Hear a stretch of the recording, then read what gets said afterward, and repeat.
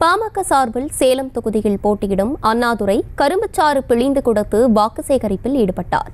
கூடுதல் விவரங்களோடு இணைகிறார் செய்தியாளர் வினோத். வினோத், வணக்கம். மேலும் விவரங்கள். சேலம் நாடாளுமன்ற தொகுதியில் பாட்டாளி மக்கள் கட்சி சார்பில் போட்டியிடும் வேட்பாளர் அண்ணாதுரை இன்றைய தினம் சேலம் மாநகர் பல்வேறு பகுதிகளில் சென்று வாக்கு சேகரிப்பு பணியில் ஈடுபட்டுக் கொண்டிருந்தார். அப்போது சேலம் புதிய பேருந்து நிலையம் அருகே உள்ள மையனூர், மேம்பால நகர் உள்ளிட்ட பல பகுதிகளில் தீவிரமாக வாக்கு சேகரிப்பு ஈடுபட்டார்.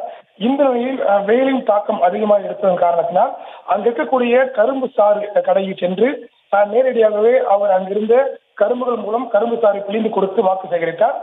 இதனை கண்ட கட்சி தொண்டர்கள் உற்சாகப்பட்டார்கள். இது மட்டுமல்லாமல் அந்த கரும்புச்சாறு கடைக்கு வந்த வாடிக்கையாளர்களிடமும் அவர் கரும்புச்சாறு போட்டுக் கொடுத்து தனது வாக்குகளை சேகரித்தார். விவரங்களை வழங்கியமைக்கு நன்றி வினோத். செய்திகளை உடனுக்குடனும் துல்லியமாகவும் தெரிந்து கொள்ள சப்ஸ்கிரைப் பண்ணுங்க.